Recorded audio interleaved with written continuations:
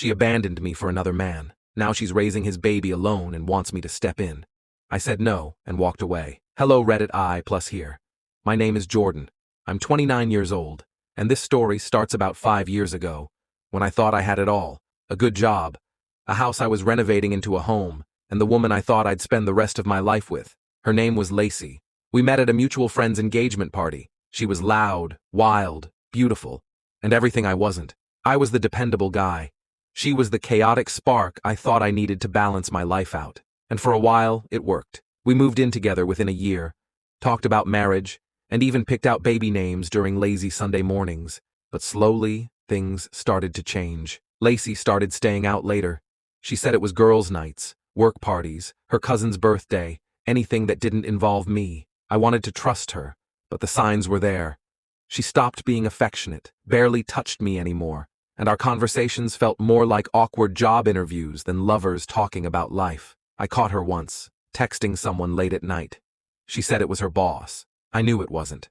Fast forward 6 months, and I came home to find half our stuff gone. No note, no goodbye, just an empty closet and a voicemail. I'm sorry, Jordan. I'm not happy. I met someone else. I didn't mean for this to happen, but it did.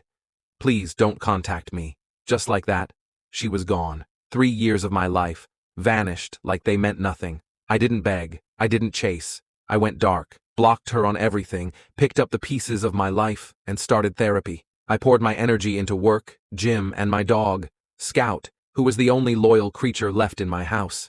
About a year later, I heard through a mutual friend that she'd moved in with some guy named Evan. The same guy I suspected all along. He was married when she met him. They had been sneaking around behind both our backs. I thought that was the end of it. Until 2 months ago, I got a message request on Facebook. It was her. Jordan, please don't ignore me. I really need to talk to you. It's important. I stared at it for an hour before I finally responded. Curiosity got the better of me. We met at a local diner, and when I saw her, she looked tired, drained, older somehow, and in her arms was a baby girl. Maybe 6 months old. She didn't waste time. Evan had left. Disappeared 2 weeks after the baby was born. Turns out he had been juggling 3 lives. Me, her, and his actual wife. She was just the side dish that became inconvenient once reality hit. No support, no money, nothing. She was drowning in bills and postpartum depression, and now she had no one. And here's the kicker. She wanted me to help her. Not to get back together. Not to co-parent. But to be there. Emotionally. Financially. The baby deserves a father figure, she said. You always said you wanted a family. I didn't say anything for a long time. I just stared at her. Then I asked one question. Is she mine? Lacey hesitated. Then she said no. She just needed help. She thought because I used to love her. Because I was the nice guy. I'd put my life on hold to save her from the wreckage she created. That I'd just forget the betrayal, the abandonment, and step into a role meant for someone else. I stood up, placed $20 on the table, and looked her dead in the eye. You left me for him. You chose him over me. Now you're raising his baby alone. That's the life you picked, Lacey. And I'm not your backup plan. I walked away. Didn't look back. But it didn't end there. Because a week later, I got another message. This one from Evan's wife.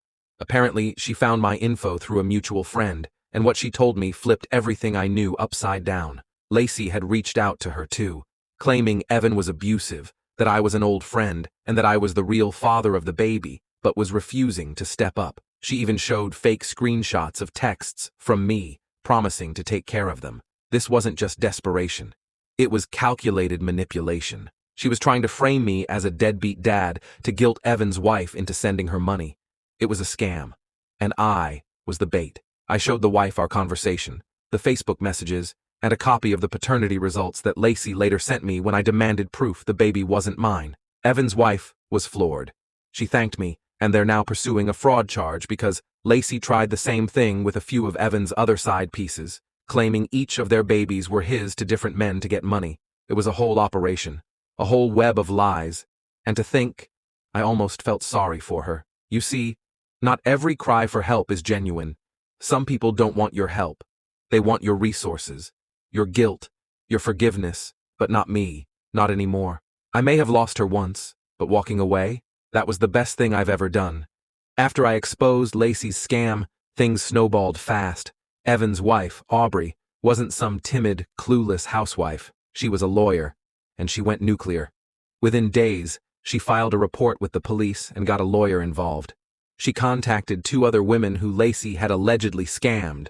Both had similar stories. Lacey would use a fake profile, pretend to be the father's ex with a sob story, and emotionally blackmail them into sending money for the baby. And she always rotated the names and the narratives just enough to keep things confusing. It was honestly impressive. In a disturbingly psychotic way, I stayed out of the legal mess. I sent screenshots and gave a statement, but I wanted no further part in it. I didn't want revenge. I just wanted to be left alone. But of course, Lacey wasn't done. 2 weeks after that diner meeting, she showed up at my house, uninvited, crying, holding the baby. I didn't even open the door. I just watched through the peephole as she sobbed on my porch for 20 minutes before eventually driving away. That night, she posted a long rant on Facebook. A dear diary of epic proportions. She painted herself as a heartbroken single mom who had been used and discarded by every man in her life. Claimed I was emotionally abusive and that I manipulated her into believing we'd have a family together. She never named me directly, but everyone who knew us knew who she was talking about.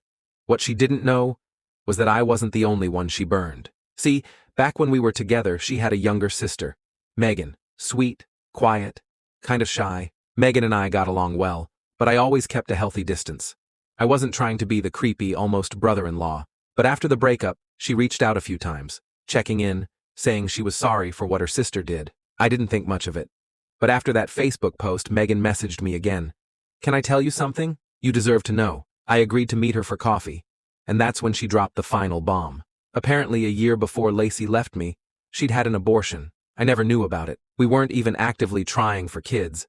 But we weren't preventing either. Megan had found out by accident, walked in on her sister crying in the bathroom, and saw the discharge papers. At first she thought, maybe I knew. But then she realized I didn't. She confronted Lacey, who laughed and said, he wasn't ready. Evan said it was better this way. I couldn't breathe when Megan told me that. The woman I planned to marry had gotten pregnant by another man while we were still together, aborted the baby without telling me, and carried on like nothing happened, all while sleeping in my bed, eating my food, letting me talk about baby names. That was the moment it all truly broke inside me. The betrayal, the manipulation, the lies. It wasn't just about her leaving. It wasn't even just about cheating. It was the depth of how little I meant to her, how easy it was for her to use me as the safe, stable stepping stone, while she indulged in chaos behind my back. But you know what? I didn't spiral. I didn't rage. I just felt clean, like someone finally cut out a rotting piece of me I didn't even realize was there. I hugged Megan, thanked her, and walked out of that coffee shop knowing something with bone-deep certainty. I was free. I'm 30 now. I moved to a new city, got a promotion. Started dating someone new, Alyssa.